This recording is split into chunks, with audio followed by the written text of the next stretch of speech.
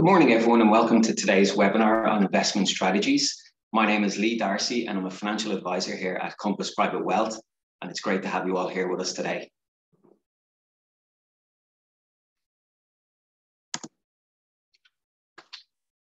Oh, sorry, just 1 second. I'm just trying to navigate to the next screen. So we're going to be continuing on with our 10 topics and 10 themes of 2021.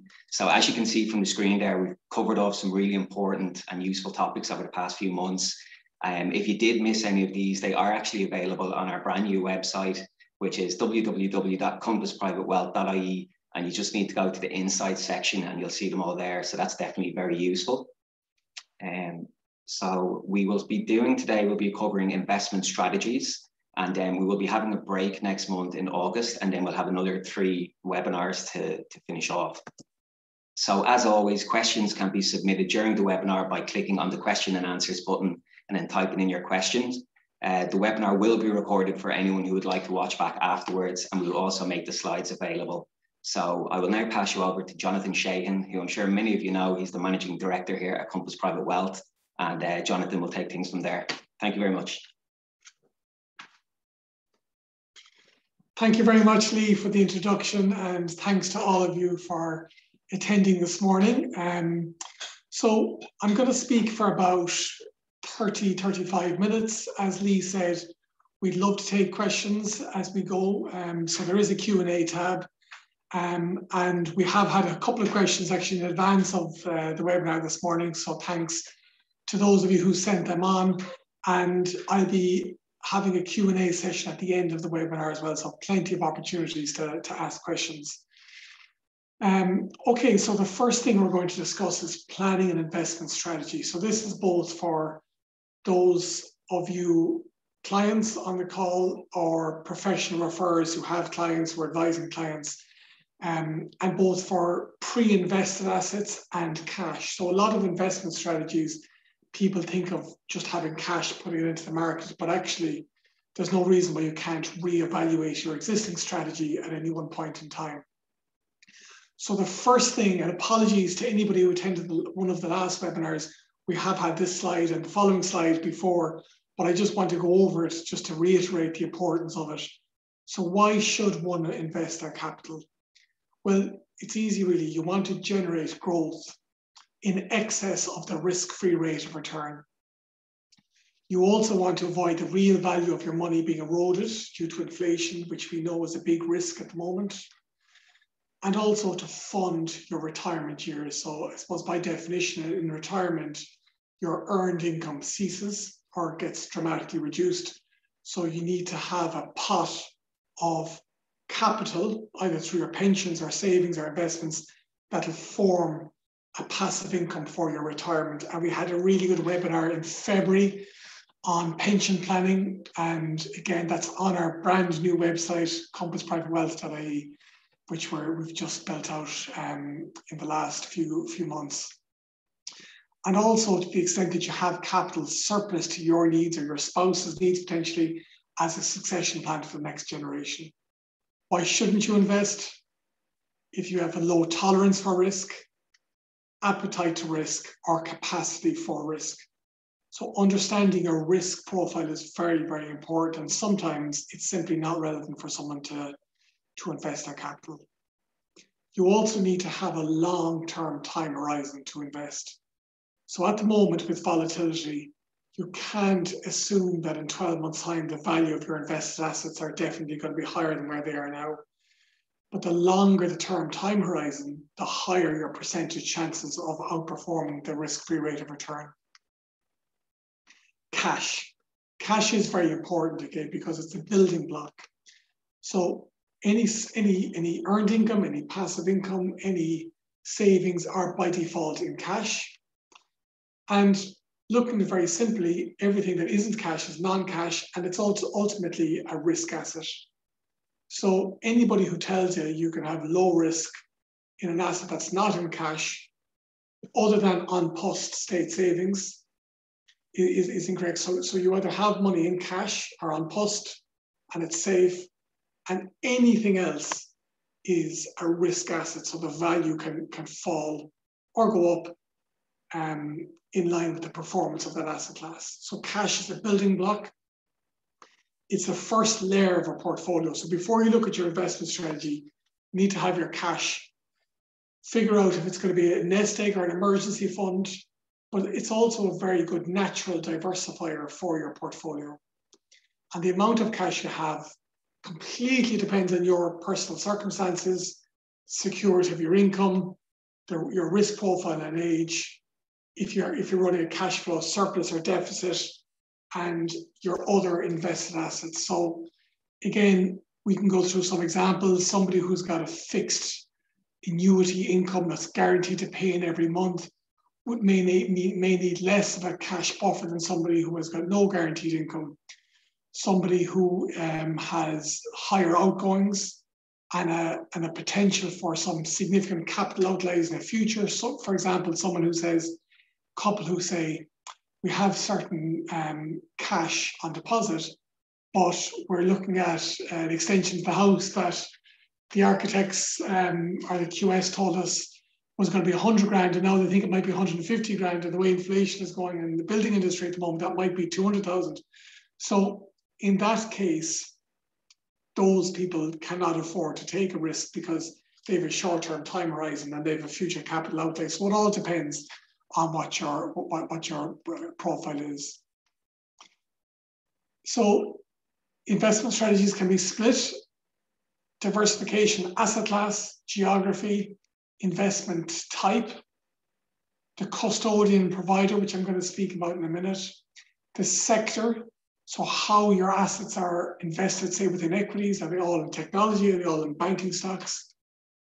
Having a mix between liquid and illiquid. So sometimes, obviously, if someone invests in a physical bricks and mortar property, or they have personal investments in their own business, that's an illiquid investment. So it may make sense for them to have all their other investments in a liquid format, i.e. listed equities or listed shares or funds or whatever it might be. And also a different bias, no particular bias between growth or income. So being able to benefit from growth stocks, potentially, or funds that focus on growth investments, or an income kind of value bias also. Why diversify? Simple: to reduce your risk and to smooth out your returns over time. So diversification isn't for everybody. Some people who are significantly really low risk don't diversify because they just have all their capital and cash. And those who are significantly higher risk may have all their capital in their own business or just in leveraged property or whatever it might be. You know, from our point of view in Compass, we deal with the kind of the middle 60%. So we don't deal with the lowest 20% who are seriously low risk, because they're better off just putting all their capital in the bank or on post. And the seriously high risk are usually self-directed. So we can look after those who are low to medium, or medium to high, or higher risk as such. So how do you reduce risk? Well, you phase money into the market. So someone who's got a lot of cash, rather than putting it all in at once, you can reduce risk by phasing it in on either a monthly or a quarterly basis. It's called euro cost averaging. So if markets fall, at least you're buying it at cheaper rates. Another way of reducing risk is having a significant or a relevant portion in cash, facilitating you to have a longer term time horizon with what is invested. Avoiding leverage. I personally feel that borrowing should be restricted to buying your own home and potentially, investing in a business, whatever it is. But to borrow money to invest, to me, just doesn't make sense. You can significantly reduce risk by not having leverage. That to me is avoiding syndicates that have gearing within the structure itself. And also avoiding putting too much into any one deal or syndicate. As you can imagine, it's not something I'm keen on. Would be this idea of seeing a brochure and putting, half your assets into one particular overseas syndicated property with 70% gearing. That's how you could lose all your money in one deal. Also being diversified in terms of sector. So a lot of people who are familiar with this sector, for example, technology, would say that, well, I work in the technology industry and I understand the Facebooks and the Amazons and they feel as though that industry is going to go up and up and up. So they have all their assets in that industry. And unfortunately, we've seen people fell foul of that back in 2007, 2008, when they were over leveraged into property or banking. So to avoid sector-specific risk and also stock-specific risk. So, some people can set up an online portfolio to dabble in a few stocks, but I think that having too much of your assets in any one stock is unnecessary risk. So now that you've planned your investment strategy, you say, well, what are the asset class options? So now we look at, I've broken down to 6 different types. The building block is cash. It's not an investment asset class, but it is an asset class. So you need to consider that.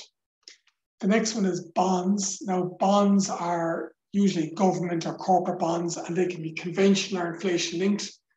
Bonds have kind of morphed into cash in that they have the same characteristics now of cash, in that they're earning a no interest, and in fact, you're taking more risk with bonds. So because of depressed yields and quantitative easing, bond yields have been hugely depressed. So it pretty much makes them an uninvestable asset class. Listed equities, so these are shares on the stock market. They can be invested directly through ETFs, through managed funds. We'll talk about that shortly. Next asset class is property. Now, 20 years ago, individual investors buying property was a level playing field. Now, Joe Bloggs, who wants to buy, a property for 400,000 and rent it out at 20 or 25 grand per annum, is unfortunately competing with REITs and big funds, and competing with institutions that have economies of scale. So Joe Bloggs has to deal with the RTB. Joe Bloggs has to, ring tradesmen himself or herself, whatever it is. So we're seeing more and more clients get access to property through listed vehicles, either through funds or real estate investment trusts. Private equity, so that's people who own their own business, so a portion of their wealth is in their own business, or invest in other business on a private capacity. It's not something we advise on, but it may form part of a client's portfolio.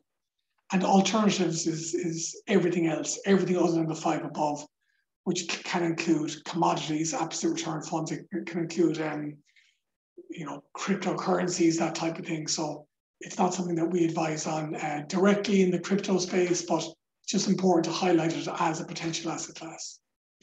This is just something that we did recently for a client who was selling a business. We broke it out into, apportioning your capital into different buckets. And these are the ones. So the first thing for a lot of people is you just pay off any debt. Next one might be cash. And then the other asset classes like property, investment portfolios, and alternatives or private equity. Again, I'm rushing through these slides quite quickly. We will have them available afterwards if you want to read back on any of them. Sample diversified portfolio here is simple pie chart, equities, bonds, multi-asset, property, alternative, and cash. Multi-asset isn't its own asset class, it's a combination of the others. So sometimes there's managed funds out there that say, we won't be strictly equities or strictly property or strictly bonds. We'll manage a number of asset classes within the one fund on a risk-weighted basis. So some really good multi-asset funds out there, and they do form an important part of a portfolio.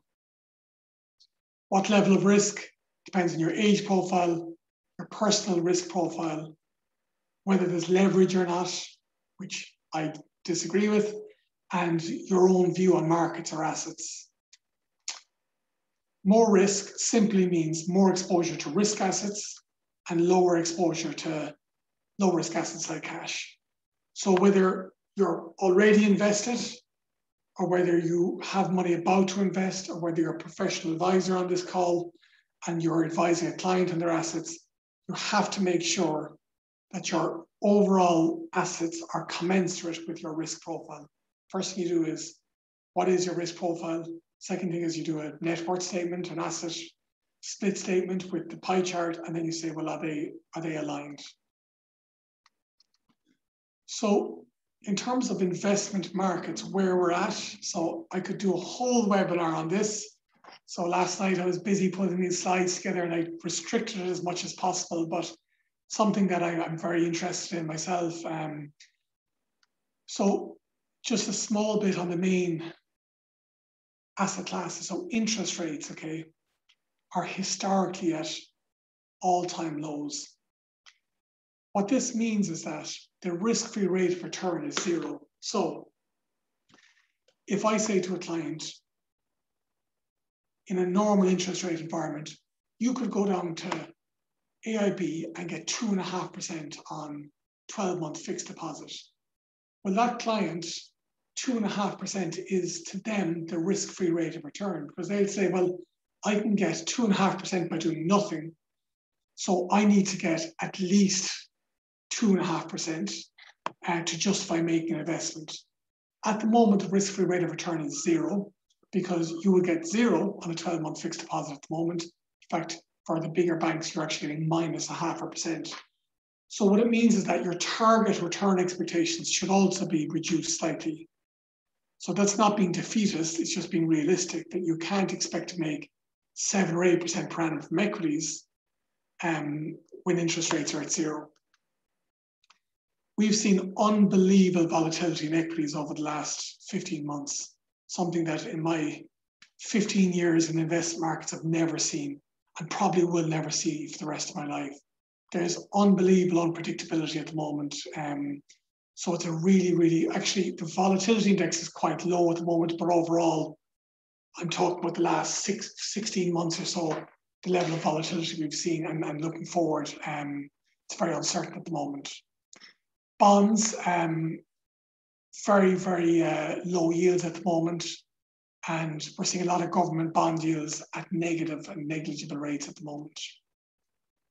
The property market completely depends on where you're invested, what type of property it is. Is it commercial? Is it retail? Is it office? Is it residential? Whatever it might be. It also depends if you're in a fund managed by a professional investor, or do you have your own residential property, whatever it is it a rent pressure zone? So a lot of disparity between property as an asset class at the moment. So interest rates have been completely slashed, as I said, because of the low interest rate monetary policy. It means for borrowers, costs are reduced, savings rates are decreased, and bond yields are also reduced. So what this may cause is inflation. So inflation will come across because of the amount of money in the system, which we know is significant at the moment. There's more cash in the system because of what central banks have done. But the second thing is how fast that money moves around the system. And that's very important, because at the moment, the money hasn't been moving around that fast because we've kind of been in lockdown. But now that things are reopening, combination of more money and the velocity of that money around the system could create inflation. And that's where savers have to be very careful. So this chart here shows 6 weeks from mid-February 2020 to the end of March. This is 9 of the major stock market indices globally. And you'll see here, towards about the St. Patrick's Day, actually 17th of March, around then, there was about a 40% drop off in European markets from peak to trough. So from the peak, for example, in the top 30 companies in Germany, the DAX 30 index fell by 40%, 2/5 of the value wiped out in 4 weeks. In the US, the top 500 companies, the S&P 500, dropped by 1/3 in that 4-week period as a result of COVID and the huge uncertainty that came about. Next chart I'm showing you is from the start of January last year until last night when I ran this chart. And you'll see that the huge sell-off that we had in that 4-week period at the beginning of last year, in the context of the last 18 months, is actually quite insignificant. And what it shows is that we've seen a huge bounce back in equity prices. It also shows that you should never have a short-term time horizon or react, because if in March of 2020, didn't know what was happening with equity markets, you wouldn't have been aware of it, if you had a long-term time horizon. So for those who have a short-term time horizon, you need to be conscious that probably shouldn't have too much in equities in the first place. So again, this chart shows over the last 18 months how markets have recovered. And in particular, if you look at the difference between the top one there, which is the NASDAQ. NASDAQ is basically the index of 100 technology companies in the States, versus the yellow one at the bottom, which is the FTSE 100. And the FTSE 100 has actually still lost money, even though we've had this big boom over the last 16 months. And a lot of European markets are quite muted relative to the US, and that's purely because of the technology play.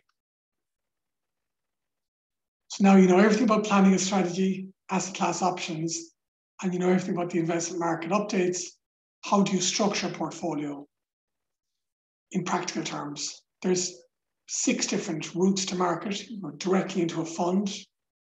That would be for a pension, directly into a Aviva or Standard Life fund or whatever it is. That's one way of going in. The other would be a low-cost online broker. I would be very careful with that route for anything significant, purely because what I've seen is these UK-based international low-cost online brokers, they come into Ireland, they pretty much charge 0 for commissions, and then they sell on to a private equity firm, or they pull out of the Irish market. Like IG Index pulled out of Ireland recently. The Giro are in at the moment at unbelievably low prices, but that's not sustainable. So something has to give there. If you're with a low-cost online broker, you'll say, oh, the commission rates are negligible. But what happens if an advisor says, oh, we need to buy this particular type of ETF, and then you go into search for the ETF, and you have 15 different ISIN codes for that ETF, and your accountant, and there's accountants and tax advisors on the call here, they're saying, you can buy that one, but you can't buy that one for tax reasons and all that type of thing. Then you're getting income, dividends, or coupons from what's in your online, and then you ask the online broker for a clear breakdown of withholding taxes and all that, and they look at you like you've got 2 heads and say, figure it out yourself. So trust me, before you go into these online brokers, just be very mindful that, yes, it's cheap, but it's cheap for a reason. Unregulated syndicates, personally, I don't like them. They're fine if you're a very, very sophisticated investor who's actually actively involved in the property deal, and you know the tenants, you're putting the deal together yourself. But to go in as a passive investor in an unregulated syndicate, unregulated means you can't say to them, I want a mark-to-market valuation, I want to know what fees you're getting. There's no consumer protection, all that, so it's not something I'd recommend. Stockbrokers are very useful for self-administered pensions and for bespoke portfolios. So that's the main household names in Ireland. They're regulated under a separate structure as a stockbroker versus the next one, which is a life insurance company. There's lots of pros and cons to using a life insurance company over a stockbroking firm. The main one is life insurance companies may be far more efficient for pensions because you're not doubling up the layers of fees. Life insurance companies are great for Section 73 policies, which are to reduce gift tax purely because the Irish Revenue give a license to life insurance companies and they don't give it to stockbrokers to have that service or that type of product. And then the last one is retail banks, which is like private banking, which generally to me would be the worst option of retail banks, life insurance companies and MiFID stockbrokers, purely because their platforms are very limited and they're usually aligned to one particular life company. So the types of investments: collective active funds, passive ETFs. So all of these can be purchased through the various platforms. Some of the platforms are mentioned in the last slide. You can also buy individual shares and bonds. You need to be very mindful of risk and execution timing with that. Syndicates, SPVs, again, something that I don't really see a purpose for unless you're one of the promoters yourself. And then you can also directly invest in property, and that's investor choice ultimately. So 3 service options for investing, okay? The first is execution only. So if you set up with DeGiro or an online platform, that's execution only. They don't and can't give you any investment advice whatsoever.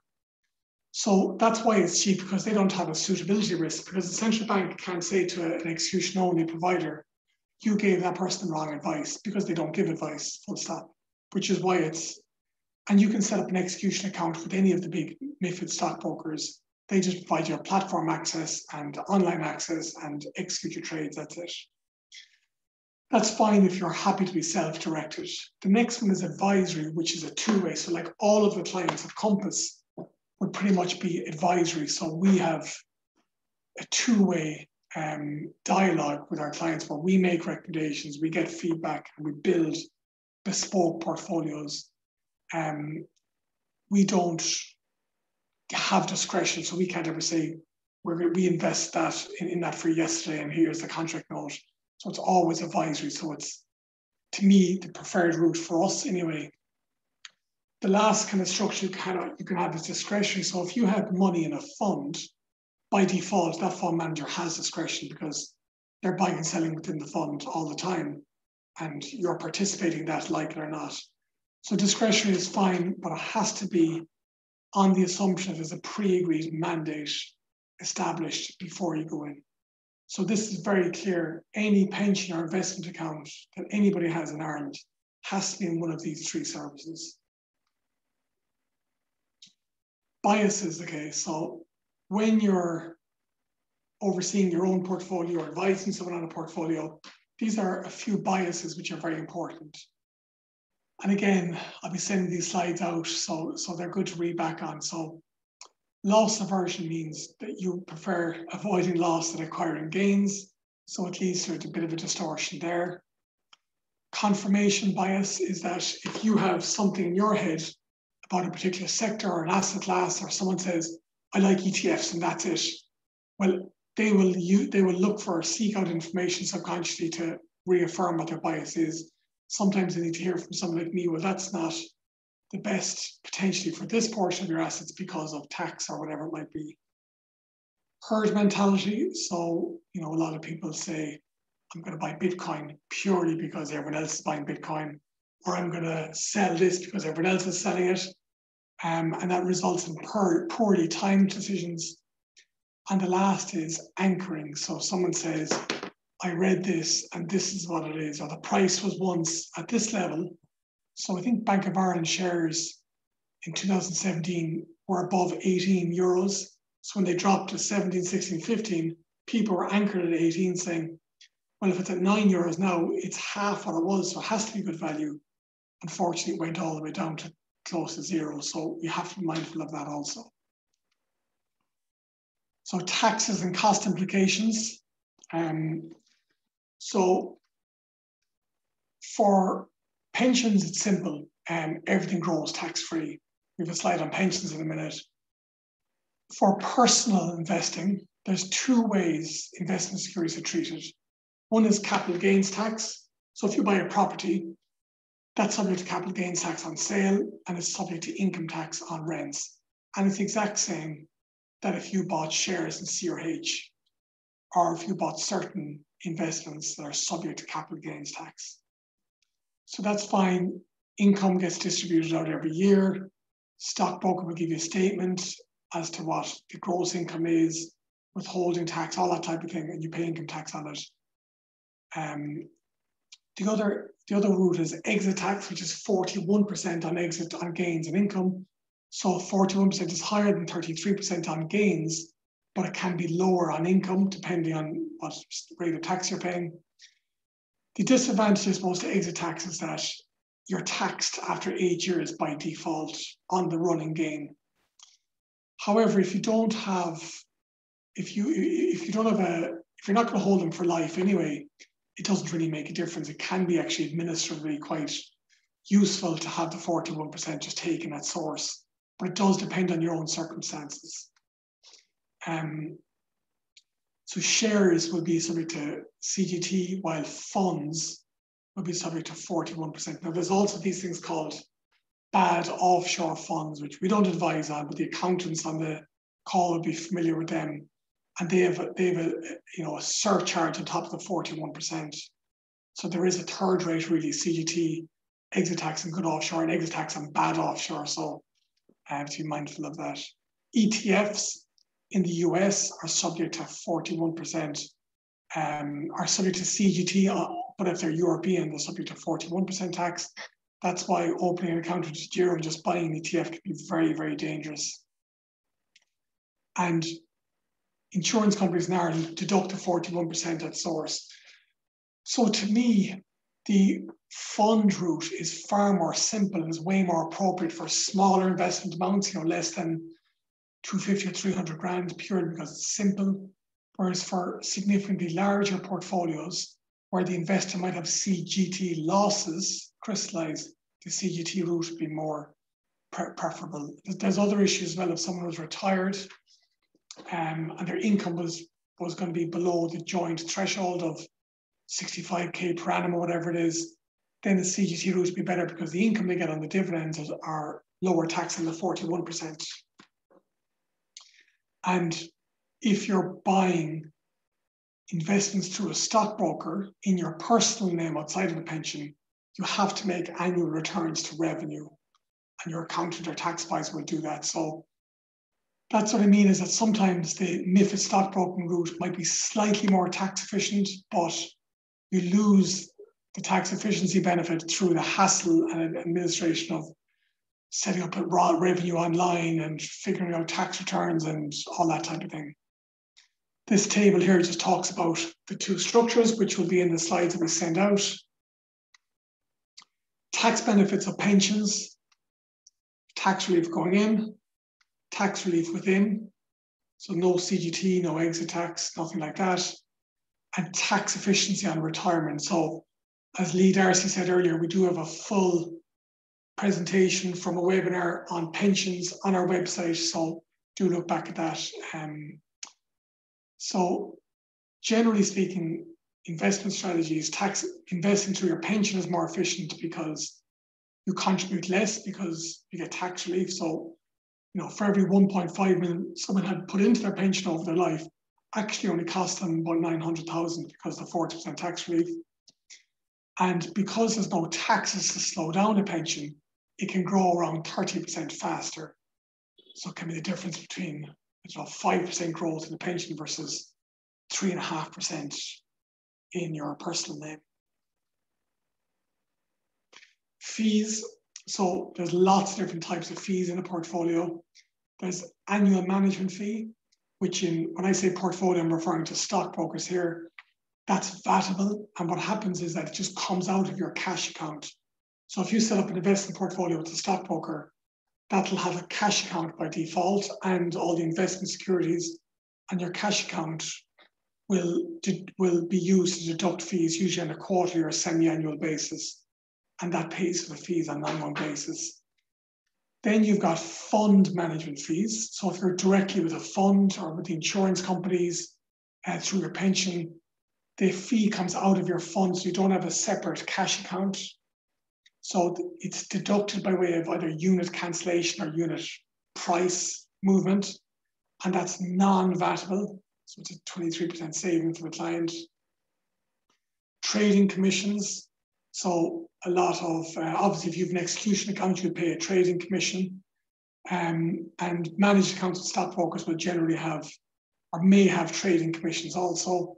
Generally with insurance companies, they've got rid of all that bid offer spreads, all that is generally gone now. And we'd make sure that if we're ever recommending to a client to move funds from one strategy to another, there's no cost in them to doing so. So trading commissions are kind of a thing of the past.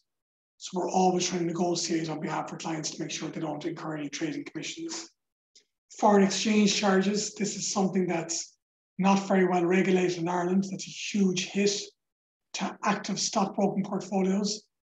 So you see a stockbroking portfolio, you're buying Amazon, and then 6 months later you're selling Amazon, you're buying Barclays in the UK. Every time, if you're a euro-based investor based in Ireland, there's a foreign exchange hit every time, and there's no clear, transparent disclosure as to what the FX is.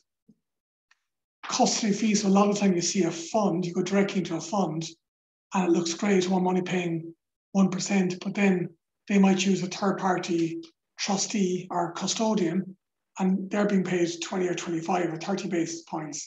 So that's why it's important to know all of the fees that you're paying, which is for our clients something that we're responsible for. Cash drag, so you could have a big portion of your capital in cash within a portfolio, but that actually is earning negative interest at the moment and you're incurring fees at it. So be mindful of that also. How to minimize fees and taxes, clarity. Active, okay, so does your portfolio really need so much activity, buying and selling all the time, commissions all the time? And even if there's not transparent commissions, there can be overseas custody charges, maybe like a nominal $40 or something through Citibank or something in the US, foreign exchange charges, bit of stamp duty, or levies, all these different types of things. Value for money, so nobody minds paying fees if they're getting good service. So you want to make sure that the fees and charges you're incurring is commensurate with the service. So frankly, you should always ensure there's no conflicts of interest so that advisors like us or third-party institutions that we use or platforms, there's no conflict of interest. I believe that investment advisors shouldn't be giving financial planning advice, that there's an inherent conflict of interest. Because an investment institution is saying to a client, I'll also give you financial advice. Generally, that financial advice ends up with you investing more money with them. So there's this analogy, the dietitian or the butcher shop.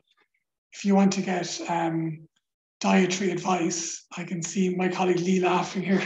If you want to get dietary advice, you don't go into the butcher shop because he's only going to give you the choice of meats. You go to a dietitian who will advise you on everything. And that's frankly what we provide. So you need an investment institution to populate an investment portfolio, but don't be asking them what you should do with all your capital because there's a conflict of interest there. Avoid double layering of fees. So if you go to a stockbroking firm, you should, and they're giving you advice and they're charging 1% per annum, that they're well entitled to do that. I believe they should be populating a portfolio with stocks that they do research on, rather than going off and outsourcing to more third-party international fund managers because you're doubling your fees then. So always try to avoid that. Avail of tax reliefs. Again, we have other webinars on tax and financial planning. Section 72, whole of life, to reduce 33% inheritance tax. Section 73 to reduce gift tax, the annual $3,000 small gift exemption, contributing to a pension and utilising CGT losses. So just about in time, key principles: diversify, always look at all your assets holistically, have a clear mandate, transparent, understand your investments.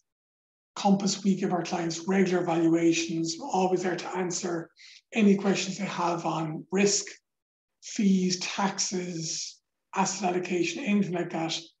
Be mindful of dealing directly with a number of different institutions, because to be fair, each institution doesn't know what you have with the other institutions, so they don't even have transparency. So you're certainly not going to have transparency. That's why clients like to deal with us, because we always see the big picture and we don't look to sell proprietary products. Inertia, so don't fall into the inertia trap. If something makes sense for you from an investment point of view, be it selling or reducing risk or putting more money into the market, just do it. Thankfully, thanks to Adobe, accounts can be set up a lot easier than they had pre-pandemic, so that's great. And again, always avoid conflicts of interest.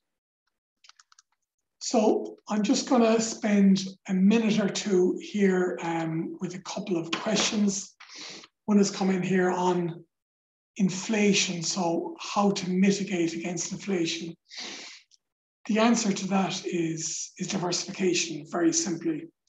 So the biggest losers in an inflationary environment are people who have either all of their assets in cash that's earning no interest or on post, are those who receive, say, a fixed income from a non-inflation adjusted annuity pension.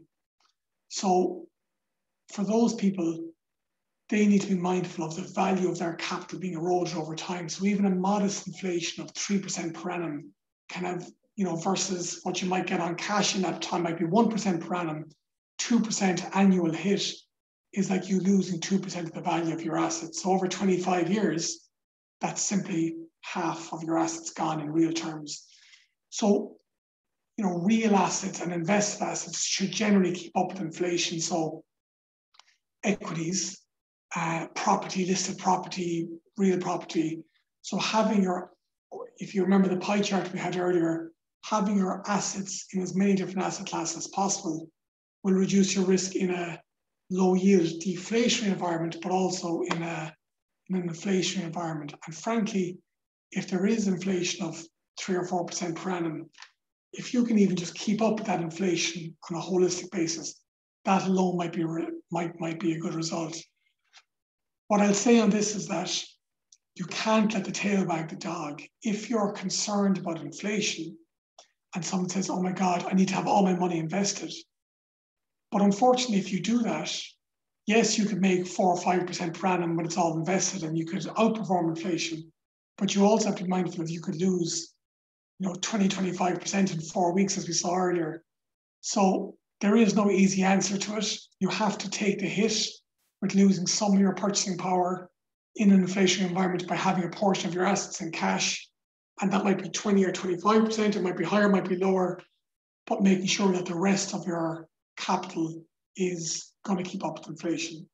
I'm conscious of time, guys. There's another couple of questions that have come in here. I will answer them offline. For now, I'd say thank you very much to all of you for attending. We'll send out the slides and the recording later today. Enjoy the rest of your day, and thanks very much for attending. We'll talk to you soon.